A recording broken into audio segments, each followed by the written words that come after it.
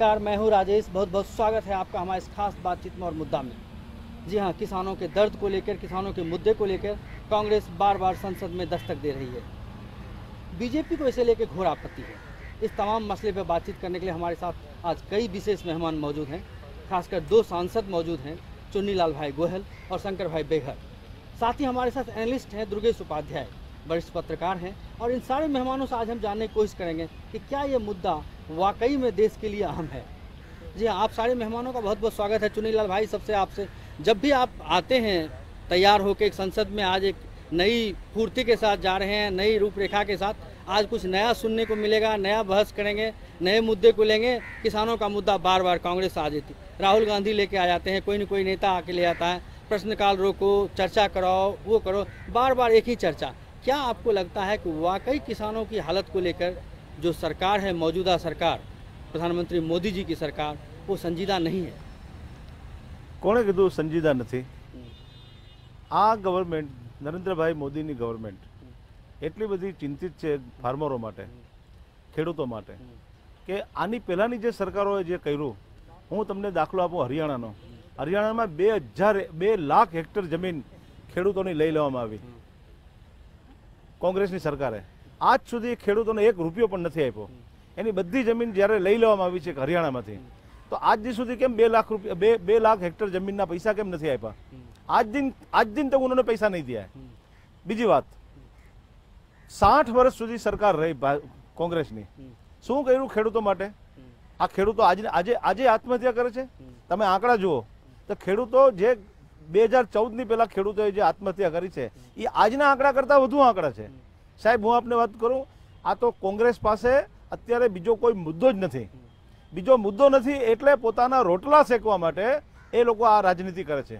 હું આપને કહું, રાહુલ ગાંધી બેસ્ટ વે, આજે હું એક વાત કરું કે સંસદ એક બેસ્ટ પ્લેસ છે કે તમારો અવાજ ઉપાડવાનો. આજ તમે અહીંયા એરેન્જ પબ્લિક ભેગી કરીને તમે અહીંયા જ્યારે પેલા ક્યાંક હમણાં 2 દિવસ 4 દિવસ પહેલા ત્યાં લોકોને ભેગા કરીને કર્યું હતું, શું ફાયદો મળ્યો એમને? કેટલા લોકો હતા? 30,000થી વધુ લોકો નહોતા.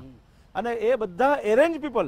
It was a arrange meeting, not a કોઈ ખેડૂતો આવ્યા નહોતા, સામેથી કોઈ ખેડૂતો નહોતા આવ્યા, પણ ખેડૂતોને બોલાવવામાં આવ્યા હતા. ખેડૂતોના નામે બીજા લોકોને બોલાવવામાં આવ્યા હતા.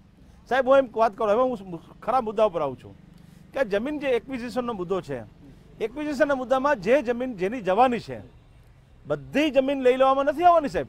જ્યાં કોઈ પણ જાતની હોસ્પિટલ બનાવવાની છે, જ્યાં અમારા જે જવાનો છે, અમારું જે એનએસડી વિભાગ છે, એનએસજી વિભાગ છે, અમારું પોલીસ તંત્ર છે, અમારી રેલવે છે, અમારું હોસ્પિટલ છે, એના માટે જ્યાં જમીન લેવાની છે સાહેબ, ત્યાં જમીનનો જે માર્કેટ ભાવ હશે એનાથી 4 ગણો ભાવ, 4 ગણો સાહેબ. આજે દાખલા તરીકે હું કહું કે એક જમીનનો ભાવ છે 1.5 લાખ વીઘાના. એક જમીન તમે લીધી 1.5 લાખ વીઘામાં, બીજી જમીન એટલે એ ભાવ થઈ ગયો ત્યાં 1.5 લાખ વીઘા ભાવ થઈ ગયો. 1.5 લાખના 4 ગણા, માર્કેટ ભાવથી 4 ગણા સાહેબ, 4 times more. મતલબ 6 લાખની વીઘા જમીન તેને ભાવ આપવામાં આવશે.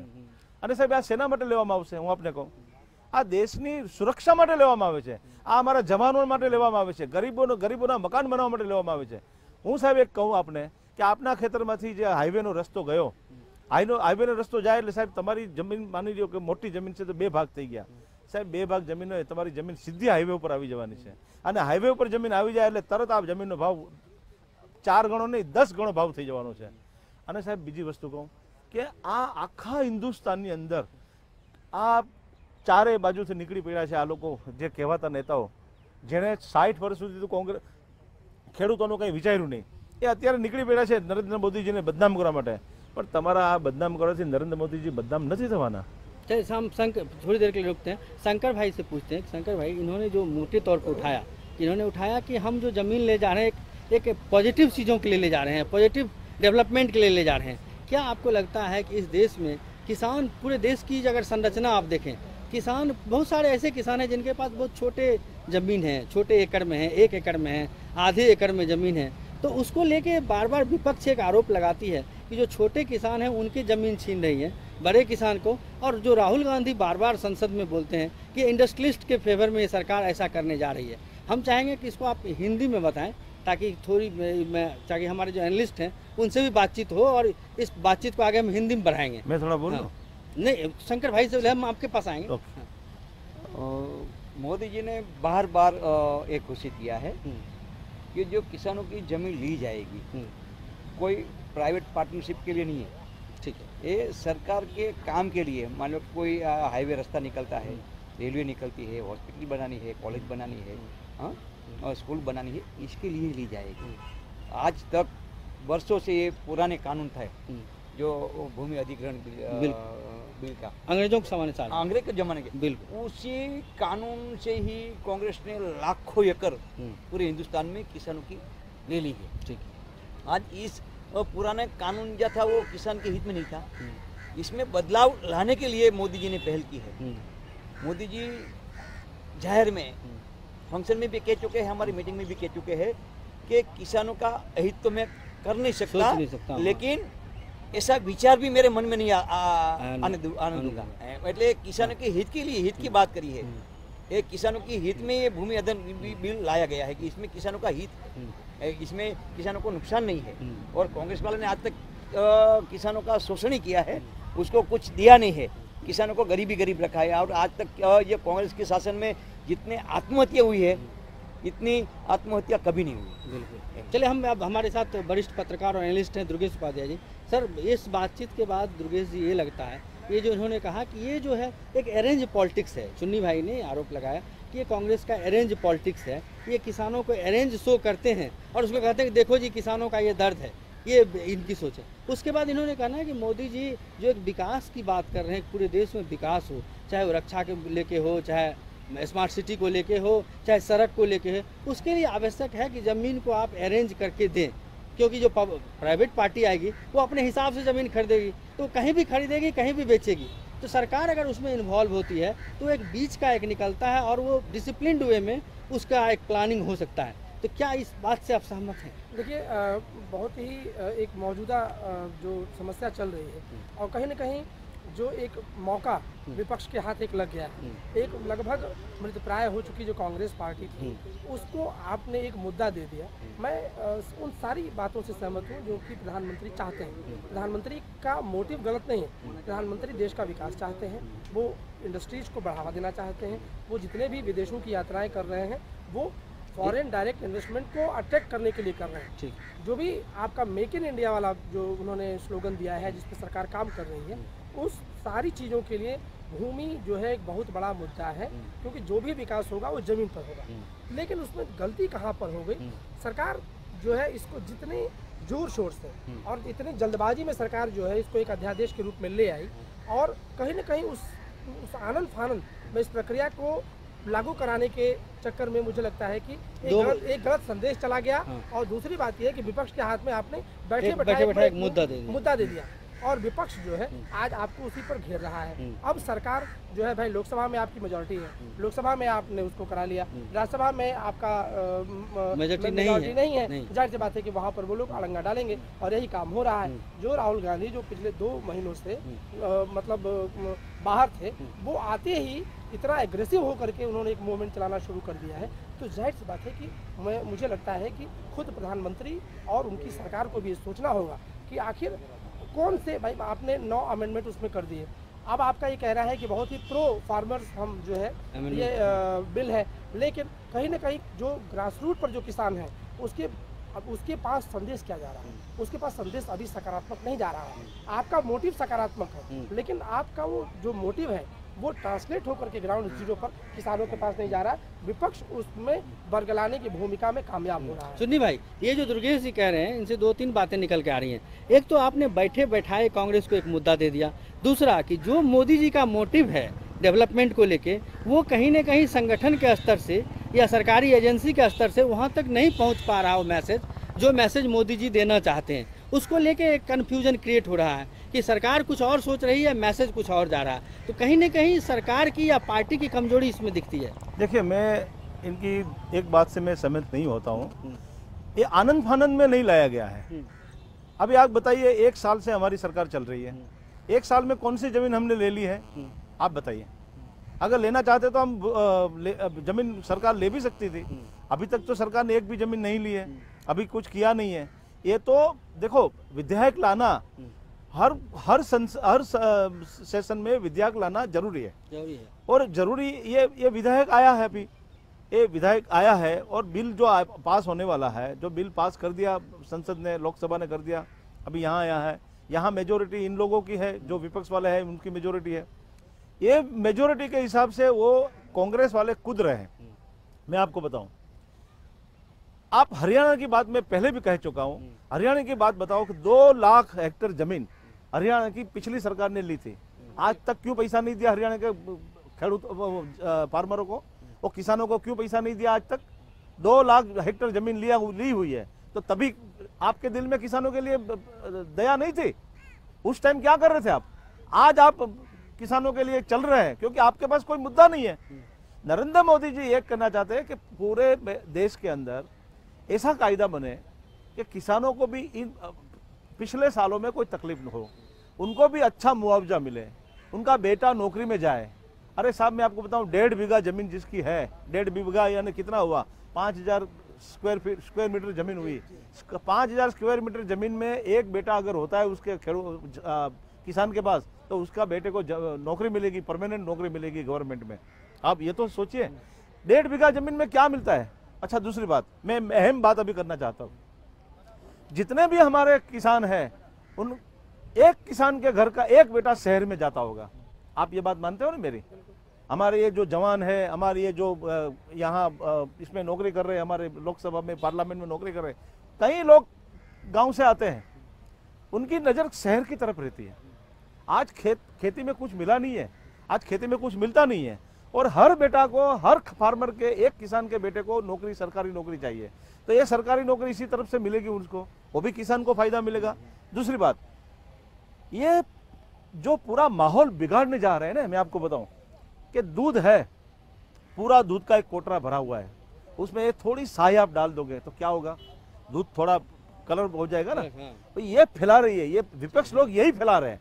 बाकी जब किसानों के पास, जब तक किसानों के पास ये सच्ची बात आ जाएगी ना, तब किसानों, मैं आपको बात बताऊं, मैं आपको बताऊं, एक ब्रेक लेंगे, मेरा दिल में एक बात आई, फिर आएंगे आपके पास। और आप जो कह रहे हैं कि ये माहौल बिगाड़ा जा रहा है, अगर एक बूंद स्याही अगर दूध में डाल देंगे तो दूध का कलर धीरे धीरे आपको चेंज दिखने लगता है, ये चुन्नी भाई बीजेपी के नेता का आरोप है कि इस तरह से माहौल बिगाड़ा जा रहा है। हम ब्रेक के बाद इसको फिर से बातचीत करेंगे और इस मुद्दे पर आएंगे। फिलहाल ले लेते हैं एक छोटा सा ब्रेक, क्योंकि वक्त हो चला है एक छोटे से ब्रेक का। दोनों का फिर से स्वागत है ब्रेक के बाद। चुन्नी भाई, सवाल है कि आपके मन में कुछ कहने जा रहे थे ब्रेक से पहले, जैसा कि आप बोल रहे थे कि किसानों का जो फायदा हुआ है, तो क्या कोई एग्जाम्पल दे सकते हैं? या हमें एक चीज़ पे और रिजर्वेशन है कि केवल गुजरात का एग्जाम्पल देके पूरे देश के किसानों को मत देखिएगा, क्योंकि आप जो संवाद, जो मोदी जी का मैसेज हर स्टेट में जाना चाहिए, वो देने में आप लोग थोड़ा सा, जो आप मतलब बीजेपी पार्टी या जो सरकार की एजेंसी है, वो थोड़ा लगता है कि असफल हो रही है, वो चीज़ें वहाँ तक पहुँच नहीं रही है, और इसको आपको मानना चाहिए। हाँ, लेकिन पूरे देश को एक मापदंड बना के देखिए। हाँ, आप कुछ बोल रहे थे, आप बताइए। मैं 2 बात आपके ध्यान में रखना चाहता हूँ। गुजरात में जब वेस्ट बंगाल से नैनो को, टाटा मोटर को हटाया गया, बिल्कुल बराबर है, तो जमीन देखना चाहती थी कहाँ से जमीन मिलेगी। नरेंद्र भाई ने उनको इनवाइट किया और नैनो आज हमारे गुजरात में है। वहाँ एक सानंद का गाँव है, सानंद गांव में जो खेती की जमीन थी, वहाँ पानी नहीं था, पहले कोई जमीन नहीं था, कोई काम नहीं हो रहे थे, 3 महीना काम होता था, एक फसल लेते थे, दूसरी फसल लेते थे, बाकी सब खत्म हो जाता था। वहाँ के फार्मरों ने, जो वहाँ बंजर जमीन पड़ी थी, जो बंजर जमीन गवर्नमेंट की जमीन थी, और सरकार ने उनको, टाटा वालों को दी। दूसरी जमीन एक्वायर करने के लिए उनको बताया कि भाई आप इनके पास से आप जमीन लो। तो जो हमारे फार्मर है उनके पास से जमीन ली टाटा ने। सर मैं आपको बताऊं, आज वहाँ नैनो का कारखाना लग गया है, बराबर है, और कारखाने के बाजू में, यहाँ आजू बाजू में जितनी भी जमीनें हैं, मैं आपको बताऊं, आपका नैनो लगने के पहले क्या भाव था और नैनो लगने के बाद क्या भाव था, आपको जानना है? नैनो जब नहीं लगी थी तभी वहाँ एक एकड़ का जमीन का भाव वहाँ था 3 लाख रुपया। साहब नैनो लगने के बाद आज वहाँ क्या भाव है मालूम है? 1.5 करोड़ रुपया एक एकड़ का जमीन का भाव है, 1.5 करोड़ रुपया। किसान वहाँ सामने से आज जमीन देने जाते हैं, सामने से। दूसरी बात, हमारे जामनगर के पास में रिलायंस का एक कारखाना बना है साहब। आज वही कारखाना में 5000 में कोई जमीन नहीं लेता था, वहाँ बंजर जमीन थी किसानों की, वहाँ समंदर के पास में ज़मीन थी, कोई लेता नहीं था। आज वहाँ ज़मीन वहाँ आज कारखाना आ गया है सर, वहाँ 8 लाख रुपया बीघा का ज़मीन का भाव है। उस गुजरात को छोड़िए, आप बोलते हैं ना गुजरात को मत लीजिए ये मैं शंकर भाई से पूछना नहीं चाहता हूं। मैं आपको बताता हूँ, गुजरात एक मॉडल है पूरे देश में, और नरेंद्र भाई के दिमाग में गुजरात का मॉडल पूरी हिंदुस्तान में लगाना चाहते हैं। अच्छा मैं आपको बात बताऊं, आपके नोएडा की बात करता हूं, यूपी की। यूपी में नोएडा में पहले क्या था, ये जब अब आज वहाँ कारखाने सारे लग गए हैं, सारी कॉर्पोरेट ऑफिस आ गई। आज वहाँ आप एक फ्लैट लेने जाएंगे तो कितना रुपया आपको देना पड़ता है। आज वहाँ 1 बीघा जमीन लेने को जाएंगे तो आप कितना रुपया जाना पड़ता है, करोड़ों में भाव आज है। तो किसानों को फायदा मिलेगा ना, वही फायदा किसको मिलेगा, किसानों को मिलेगा। आज वहाँ का नोएडा के आसपास का जमीन का किसान सामने से कॉर्पोरेटर को जमीन देने के जाते, भैया मेरी ये 5 बीघा जमीन है, मेरा 5 एकड़ जमीन है, आप ले जाओ और उसको आप मुझे पैसा दे दो। क्यों करते हैं ये? राहुल गांधी 2 महीना छुप के बैठा रहा और ट्रेनिंग लेने गया था कि नरेंद्र मोदी जी के सामने क्या मैं बात लेके जाऊं, तो उसके दिमाग में कोई दूसरी बात नहीं आई थी। आज एक मुद्दा लेके आ गया, आज एक मुद्दा लेके आ गया कि मैं किसानों का मुद्दा, उसको मालूम है कि इससे मेरी रोटी है ना वो पक जाएगी उसमें। चलिए मानते तो आप हैं कि एक मुद्दा राहुल गांधी लेके आ गया, उसके हाथ एक मुद्दा लग गया है। शंकर भाई जिसको किसी को मुद्दा ले लेना है तो हम क्या करेंगे? ये बार बार जो आरोप लगता है कि ये कॉर्पोरेट फ्रेंडली गवर्नमेंट है, क्योंकि आपको डेवलपमेंट तो अल्टीमेटली कॉर्पोरेट के थ्रू ही होना है, इंडस्ट्रियलिस्ट ही लगाएंगे, तो फिर कॉर्पोरेट फ्रेंडली सरकार का ये बार बार आरोप क्यों कांग्रेस लगाती है? जब ये आरोप गलत है मेरी दृष्टि से। कोई भी देश हो विश्व का, विकास के बिना तो चलेगा ही नहीं। तो विकास के लिए क्या होना चाहिए? बेरोजगारों को रोजगारी तो मिलनी चाहिए। मोदी जी का एक सूत्र रहा है, हर हाथ को काम हर खेत को पानी। तो सूत्र सार्थक करना है तो ये नया कानून पारित करना ही होगा, चाहे कोई भी सरकार। और पुरानी कानून से जो हरियाणा सरकार ने, कांग्रेस की सरकार ने जो जमीन किसानों के पास ले ली थी, जिस यूज के लिए, उस पर्पज के लिए यूज नहीं किया, वही जमीन राहुल गांधी के जीजाजी इसके दामाद को दे दी। पूरी हिंदुस्तान की जनता जानती है, उसने 60 साल तक यही किया है। किसानों के पास जमीन लेने के बाद उसका यूज नहीं किया है। आज भी बरसों से लाखों एकड़ जमीन सरकार के कब्जे में पड़ी है, नहीं किसान को काम आई, नहीं सरकार को काम आई।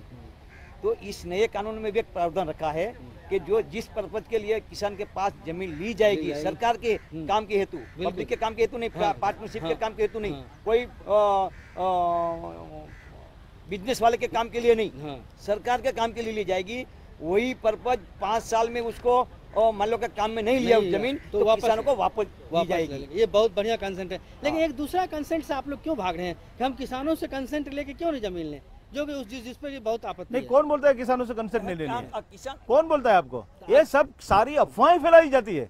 ये कांग्रेस गवर्नमेंट ने, कांग्रेस वालों ने सारी अफवाहें फैलाई। मैं आपको बताऊं, आपको 100 किसानों से जमीन चाहिए, अगर उसमें 80 किसान अगर सामने चले जावे ना कि हमको ये जमीन नहीं देनी है साहब, आपको आप कोई भी जमीन नहीं लेगा कोई, ये दावा के साथ मैं बोलता हूँ, एक्विजिशन नहीं होगी सर। ये कायदा है, ये प्रोविजन में है। 80% लोग जब मना कर देंगे कि हमको ये जमीन नहीं देनी है, तो साहब वो जमीन नहीं रिक्विजिशन होगी। मैं आपको बताता हूँ, ये तो पुराने कानून में था। नहीं हम भी इसको हम लागू करेंगे, हमारी सरकार लागू करेगी। अच्छा, ये गलत फायदा है, ये तो बात नहीं करती है कि किसानों को 4 गुना पैसा मिलेगा, किसानों को एक घर से एक बच्चा की नौकरी मिलेगी, चाहे 1 बीघा जमीन हो, 100 बीघा जमीन वाला हो, एक बच्चा नौकरी में जाएगा। ऐसी तो बातें कोई बोलता नहीं है। बस किसानों को ये कर देंगे, किसानों को वो कर देंगे। अच्छा, किसानों को ये सारी 6 पार्टियां इकट्ठी हुई है। मैं आपको बताऊं तो यूपी में और बिहार में नरेंद्र भाई मोदी ने बताया कि भाई आप ये इनको 150 गुना पैसा दो। तो आपने देखा होगा टीवी पे, मैंने भी देखा है कि 100 रुपये का चेक दिया है। क्यों 100 रुपये का चेक दिया आपने? किसान की मस्करी है, ये मजाक है किसान की, मजाक तो आप लोग कर रहे हैं किसान के। उस पर पॉलिटिक्स हो रही है। ये जो अभी मुआवजा वाली बात ये उठा रहे हैं चुन्नी भाई दुर्गे जी, तो मुआवजा वाली बात, जो लोगों को नुकसान हुआ किसानों का, और जबकि पूरी एजेंसी लगी हुई है, फिर भी वहाँ कहीं ना कहीं एक पॉलिटिक्स की जा रही है, कम मुआवजा दिया जा रहा है, किसानों की लिस्ट ठीक से नहीं बनाई जा रही है, ये शिकायतें आ रही हैं। हालांकि केंद्र सरकार के कई मंत्री लगातार कैंप कर रहे हैं, लगातार वहाँ जा रहे हैं, लेकिन उनके साथ भी मजबूरी है कि वहाँ जो एजेंसी है वो दूसरे पार्टी की सरकार है। तो वो और वो कहीं ना कहीं कोई स्टेट गवर्नमेंट चुनाव में जा रही है तो वहाँ पॉलिटिक्स होना तो लाजमी ही है। देखिए बिल्कुल जैसा कि चुन्नी भाई बता भी रहे थे कि एक बात बिल्कुल सही है जो हमको समझनी चाहिए कि जो कांग्रेस आज जो है प्रधानमंत्री पर आरोप लगा रही है कि वो किसान विरोधी है, मुझे लगता है कि ये तर्क उचित नहीं है। प्रधानमंत्री ने शुरुआत से अपने भाषणों में, अपनी बातों में सबका साथ सबका विकास की बात की, और आज जब लैंड एक्विजिशन बिल की बात हो रही है तो जाहिर सी बात है कि उनका प्राइम कंसर्न कहीं ना कहीं किसान ही है। अब वो मन की बात अभी जो उन्होंने बात की उसमें भी उन्होंने इस बात को कहा कि देश के किसान इस बात का विश्वास करें कि हम उनके साथ खड़े हैं, हम उनके विकास के साथ खड़े हैं, उनके परिवार के साथ खड़े हैं, उनके हितों के बिना पे कोई भी समझौता नहीं किया जाएगा। लेकिन मेरा यहाँ कुछ टेक्निकल मुद्दों पर अपनी राय में रखना चाहूँगा। आपका मोटिव सही है, आप किसी को खाना देना चाहते हैं, आप किसी को भोजन कराना चाहते हैं, लेकिन जो आप भोजन उसको दे रहे हैं अगर उसको इस बात का एहसास ही नहीं है कि हाँ हमको भोजन मिलेगा, वो कितना स्वादिष्ट होगा, तो जाहिर सी बात है कि आपके देने का मोटिव चाहे जितना अच्छा हो, लेकिन जो लेने वाला है, जिसका कि फ़ायदा होने वाला है, जैसा कि चुन्नी भाई बता रहे थे, और सारे जो ये फ़ायदे गिना रहे हैं जो कि हैं भी सरकार की मंशा गलत नहीं है, लेकिन जिस तरह से मुझे यहाँ इसमें राजनीति को घुसने का मौका दे दिया है और सरकार को कहीं ना कहीं जो है एक घेरने का काम जो कांग्रेस पार्टी कर रही है, मुझे लगता है कि उससे लोगों में खासकर देश के किसानों में एक कंफ्यूजन पैदा हो गया है और इस विपक्ष उस कंफ्यूजन को और बढ़ा रहा है और इससे सरकार की छवि धूमिल हो रही है और खासकर प्रधानमंत्री का जो सबका साथ सबका विकास का जो एजेंडा है वो कहीं ना कहीं प्रभावित होता दिख रहा है। मेरा ये कहना है, जहाँ तक मैं समझता हूँ, कि सरकार को इस पर लगातार इंटरेक्शन करना चाहिए, किसानों से डायरेक्ट संवाद स्थापित करना चाहिए, क्योंकि अगर देने वाली पार्टी आप हैं, लेने वाली पार्टी आप हैं, तो आप दोनों के बीच फिर डायरेक्ट रिलेशनशिप होना चाहिए। अगर वो नहीं होगा तो बीच में जितने बिचौलिए हैं वो अपने हिसाब से समझाएंगे और जब समझाएंगे तो छवि किसकी खराब होगी, इनकी खराब होगी, सरकार खराब होगी। चलिए, आप सारे मेहमानों का बहुत बहुत धन्यवाद इस खास बातचीत के लिए, बहुत अच्छी बातचीत रही। और ये थे हमारे सारे मेहमान जो कि किसानों के मुद्दे पे हमसे बातचीत कर रहे थे और संसद में जिस हिसाब से किसानों का मुद्दा लगातार उठ रहा है उससे चिंतित हैं और इनका कहना है कि प्रधानमंत्री की मंशा बिल्कुल साफ है किसानों को लेकर, वो किसानों के हित को सर्वप्रथम रखना चाहते हैं। जी हाँ, इस बातचीत में और इस मुद्दा में फ़िलहाल इतना ही। अगले दिन हम फिर हाजिर होंगे एक नई बातचीत के साथ और नए मेहमान के साथ। फिलहाल दीजिए हमें इजाज़त, नमस्कार।